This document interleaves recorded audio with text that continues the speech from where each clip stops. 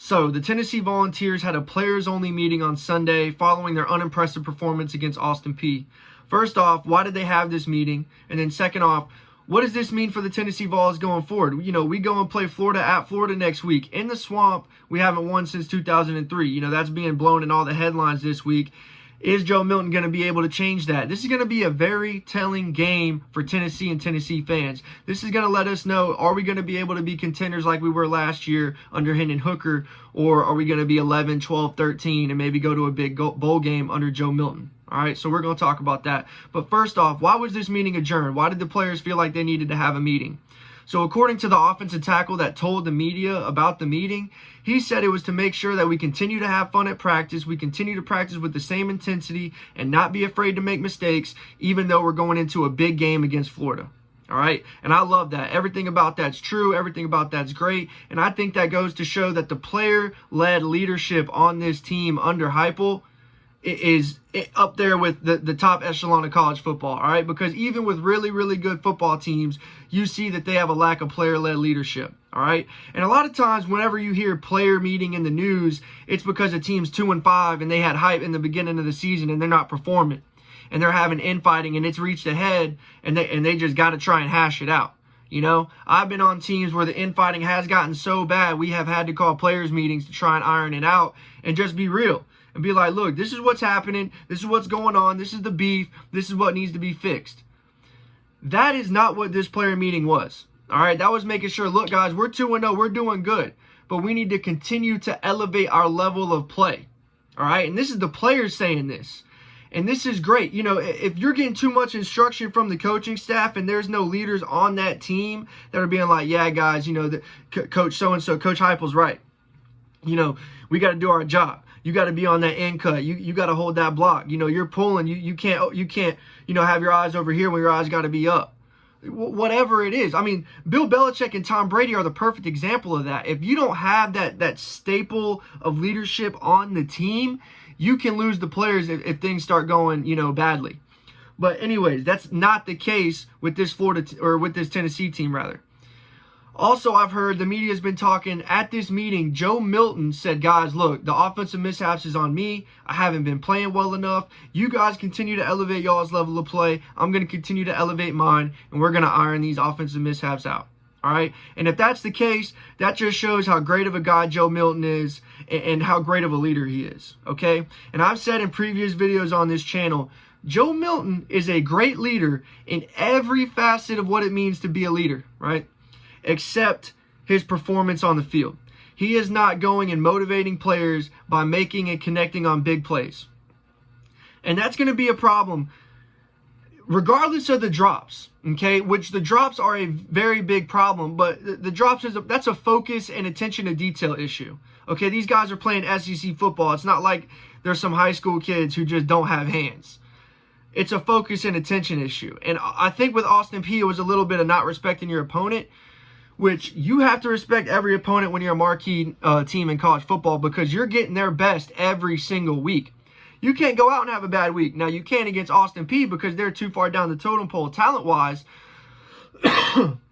But Austin Peay is a very well-coached team. They have a young head coach. He is an enthusiastic, inspired guy who knows how to motivate his players, and it wouldn't surprise me if I see him having a big offensive coordinator job somewhere in a couple years.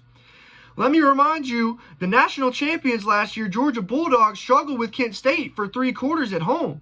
And where is that Kent State offensive coordinator? Young, motivated, inspired offensive coordinator for Kent State. Where is he now? He's out there in Boulder, Colorado with Coach Prime. Coach Shedeur Sanders, a Heisman candidate. All right? So you cannot underestimate any team in college football, and the coaches know that, but these players need to understand that, and I think that Austin Peay game they did, and at that players meeting they probably came to that conclusion, okay? What I'm worried cannot be fixed by a players meeting, okay, is Joe Milton's performance on the field. Now, I just spent a couple minutes hyping up how much I like the guy and how good of a leader I think he is. I respect how he cheered Hendon Hooker on after Hendon took his job following an injury because let's not forget, Joe was the starter before he got hurt. Then Hendon Hooker came in and stole the spotlight. Joe responded tremendously to that, so I'm doing nothing but rooting for the guy. But let's talk facts, okay? Heupel, in his scripted plays to start the game in both Virginia and the Austin Peay game, dialed up intentional deep passing plays for Joe Milton to connect and get some easy confidence, some easy passing yards to start the game, to help him get flowing into the rhythm of the game. What does Joe Milton do? He overthrows these receivers, and it's behind. It's over and behind on every single throw, okay? And as a former receiver, I'll tell you, whenever your quarterback is not performing to the level that he is expected to, whether you like the guy or not, you're thinking, damn, man, come on, we need these. Like, what's he doing? That's just how it is. That's almost human nature, whether you like the guy or not. And that's where the lack of focus on yourself and what you can do comes in, because these receivers are thinking that, and then they're going and dropping balls. But either way, if I'm running a 15-yard in cut and I got this corner on my ass, you can't throw that ball behind me when I'm trying to get out my break downhill, to get away from this corner. It's not a timing issue. It's a ball placement issue. I don't know if it's footwork or technique. I went back and watched the film at the Austin Peay game to see if he was sailing on these throws, and he looks tight with his technique. So I don't know. I'm not a quarterback's coach, okay? I don't know whether it's technical or footwork or what it is, but it doesn't take a football eye to know that he's above and behind these receivers, all right? That's going to have to be ironed out even against Alabama, okay? That's a Nick Saban coach team. Never underestimate Nick Saban. They only won by 1 last year, okay, with Bryce Young against Texas, at Texas. Let's not forget, this Alabama team is not going away. They're not done by any means. Also, Georgia, one of the best defenses collegiately we've seen ever. All right? So if you're throwing it above and behind, you can't be giving those defenses opportunities. You can't be giving those defenses opportunities where it's 2nd and 10 and then it's 3rd and 8, and now you know that they're sending pressure because you got to throw.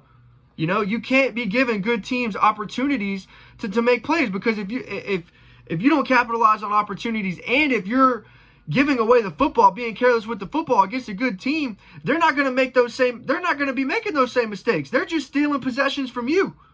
And that's how it goes. I mean, you have to be able to make these throws, man. If you cannot make these intermediate and long passing game throws, you're going to be screwed, okay? And also, let's not forget, this Tennessee offense is a spread. They spread you out to run the football. They are a spread-to-run team.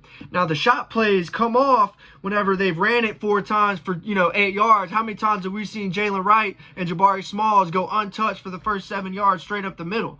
That's because we're spreading you out to run it up the middle. If they don't think that those shot plays are coming and you can't connect on those shot plays, they're going to commit to stopping the run. When they commit to stopping the run, what do we have if not those shot plays? All right, and even the quick game a little bit in the Austin Peay game, Joe Milton was throwing above and behind. Does some of this performance issues that he's having have to do with the hype that he had leading into the season? Yes.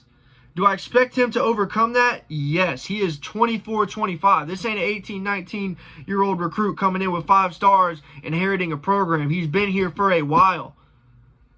Like, you got to, eventually you're either that guy or you're not, especially with quarterbacks. I mean, you can look at the stats and how good he is on 3rd downs, and his, throws between 10 and 20 yards is 74%. Look, man, the eye test. Is he that guy or not? Joe Milton so far has not passed the eye test. All right. Now, with all that being said, the one big key in the quarterback, or in this Tennessee offense that we have not seen, is the quarterback run game. We're not going to show that against Virginia, or Austin Peay, and we might not even have to show it against Florida. I don't think this Florida team defensively has improved enough to be able to withstand this Tennessee offense. Just go back and watch my preview prediction on that to see my full opinion. But I do not think that this Florida team has improved enough to be able to handle this Tennessee offense. So I don't see us having to lean on the quarterback run game enough. But eventually we are going to have to use it. And how will that open up this offense? Because once you're going to have to account for every single player on Tennessee's offense once we start running with Joe. We've already seen in week 1 that he can run. He is an athletic quarterback. He has that physique. He is a powerful runner.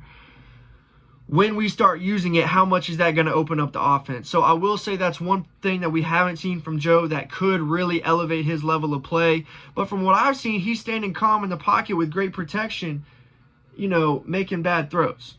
We're not going to be able to win a championship doing that. That's going to be this video, guys. If you still watch through the whole rant, thank you. Subscribe and comment what y'all think. And let me know some other topics you guys want me to cover, some video ideas. Leave those in the comments as well. Really appreciate all the support, and we'll see you later.